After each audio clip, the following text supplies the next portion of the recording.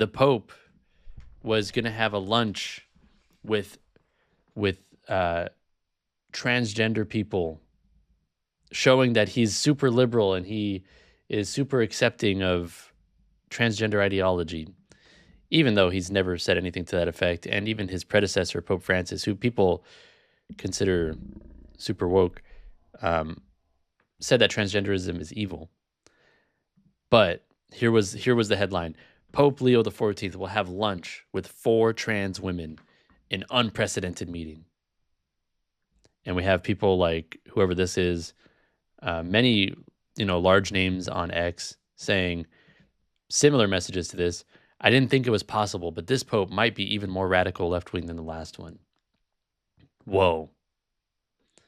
I can't believe this. How could this happen? What are we going to do? What are we going to do? Catholicism has fallen. Oh no. And as usual, we realize the actual news story is nowhere near the headline. And in fact, Pope Leo is being heavily criticized by LGBT groups and media outlets. So the people on X who are terminally online are totally blowing the story out of proportion because they think the Pope is too woke. And meanwhile, the LGBT people are mad at him because he's not woke enough. And let's see what actually happened. So they say he's being criticized by LGBT groups and media outlets. It comes after he was accused of a snub to transgenders after they were moved from the top table in a break with a custom from the last few years at the 1,300 person dinner for the Jubilee of the Poor. So can we just acknowledge how silly this is? So here, the original story sounded like the Pope was going to go and have lunch with 4 trans women, like alone, and he was going to go and tell them how great they are, and yes, he should keep being trans because, that's beautiful and stuff. When in reality, this was a lunch that had 1,300 people there. It was for a dinner for the Jubilee of the Poor, which, let's be real, nobody is more poor than a transgender person. And I'm not saying that to be mean. I'm saying that is a genuine poverty of worldview, to believe that your biological sex is changeable and that you're not actually the biological sex that you were born into. That is like genuinely a really sad place to be. And it is that uncertainty about life, that lack of clarity about life, is a very deep state of poverty. But this is a 1,300 person event, and the Pope isn't sitting across from transgender people and telling them how great they are. They were sitting somewhere in this massive crowd, and I'm sure the Pope maybe like said hi to them or something, if that. And that was probably the extent of the interaction, if there even was an interaction. So it's just funny how these things get super blown out of proportion. So yeah, there were people posting about this. I don't know who this is. Brie Adale. Brie Adale. I don't know. Sorry. I am sick. Thank you for your patience. But this person says, despite certain reports claiming Pope Leo XIV was dining with transgender activists today, this is a photo of the actual lunch event with over 1,300 of Rome's poor. Okay. So there you go. Always question those posting rage bait headlines, crisis pornographers, the lot of them. Very, very true. Just wait until the actual thing happens. At this point, I don't trust anything when somebody says, did you hear that the Pope is gonna, as soon as the Pope is gonna, I'm like, okay, well, I'm just gonna wait until that actually happens. And then we can be upset about it or relieved that it's not what we thought it was or whatever. But the thing is, these things never get as much publicity as the headline that was spread before the thing actually happened. So everybody spreads the headline of the Pope is going to go and affirm 4 transgender activists or something. That gets a bajillion views because everyone loves hearing how woke the Pope allegedly is. But then when the Pope actually, quote unquote, snubs the transgender activists, that doesn't get any recognition. Nobody's posting about that today. Nobody cares because they realize, I can't be mad about that anymore. Well, let me find something else to be mad about then. It's ridiculous. It's silly. And you shouldn't take these headlines on X that seriously. I said this yesterday on Cameron Riker's channel, but if you become a Catholic because of the trad memes and stuff like that, because look how based the Pope is, look how much aura the Catholic Church has. Now, it is true, the Church does have immense aura. There's no comparison to it in all of the rest of Christendom, nor in any other religion. The Church has the most aura out of any religion. And the Pope has a lot of aura as well.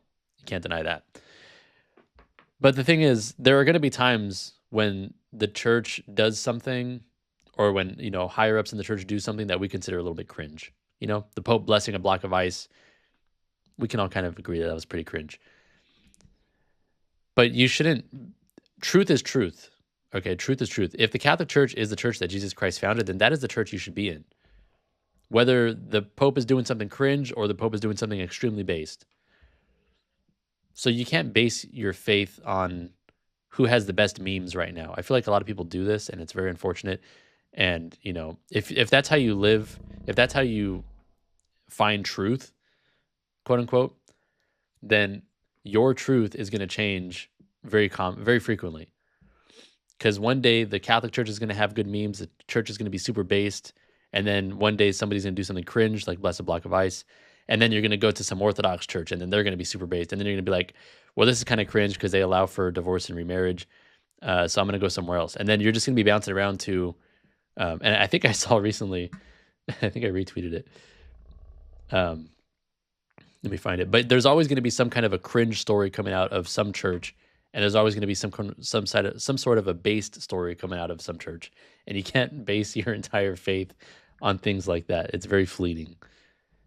Let's see. Here's the story that I saw yesterday. Pope Respecter is a great account on X as well. I think I always shout him out.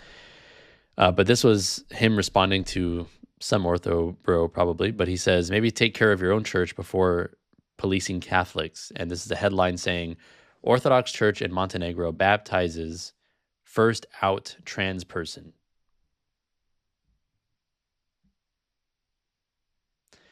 So look, if you're going to go and try to find a religion that is impeccably based, nobody in this religion ever does anything cringe, good luck. Good luck.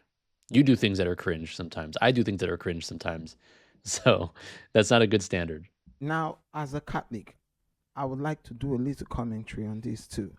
You see, the Catholic Church is led by the Pope. But the Catholic Church is not owned by the Pope. The Catholic Church has its dogma, and that dogma cannot be overrun by a Pope. Our Catholic dogma states marriage is between a man and a woman, and not even Pope Leo nor late Pope Francis would have been able to change that. We follow the Pope, not as a God, but as a leader, just the way Jesus Christ wanted. But if the Pope blesses eyes or does something that is that can be interpreted as a scandal, it will not be enough to bring down 2,000 years of succession just because the Pope, did something wrong. In history, we have had good popes and bad popes, corrupt popes and honest popes. But the church still stands because God uses imperfect men to do perfect things. As the Pope, he is very fallible as a human being. But in his teachings concerning faith and moral, he is infallible. And something I would also like to let non-Catholics know is this. The Pope does not just make laws or make dogmas. There is a council. He is the one that signs the final decision. There is a council, and in that council, the Bible clearly states, where 2 or 3 are gathered in his name. God has guided the church for 2,000 years against heretics, blasphemers, politics, kingdoms, empires, and he wouldn't fail his church today. Stay good, stay blessed, stay Catholic, and for those who are not Catholics, become Catholics. God bless you.